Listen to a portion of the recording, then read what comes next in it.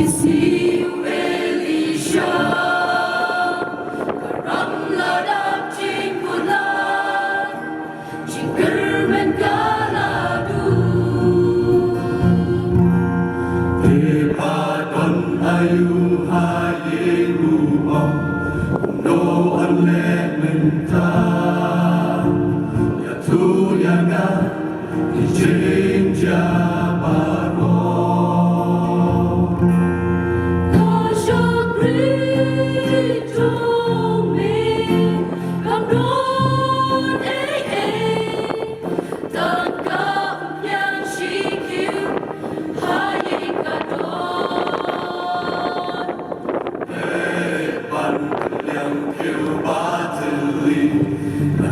Para marjan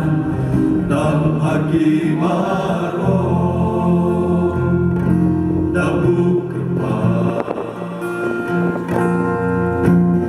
Kajingeng pas kemtadan Kakomuya datang Ikang baba belah Om la syapang Donut besli ai nuyu bleng Jing sung kawan pai pan Try ule gamba Aslu belah Di gamba hijau Dan haki bergeng Ibayi upperman Hang try Unan yai akmi Yang kaboru bleng Ngan syanis dem tangguh Jisu Ubleng unyai pendang Ubleng unyai pendang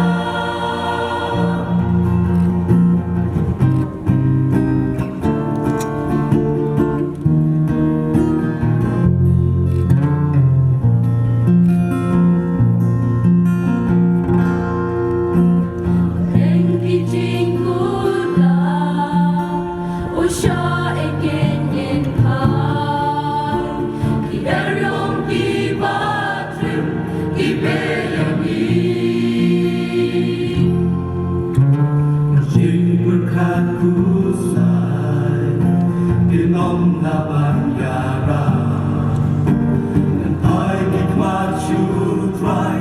Jing surban ma Men sim bakul nong pen syai pon Don lam hasenda Om ino kun swen Dan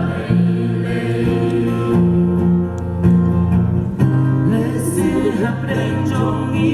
bangidon kajingen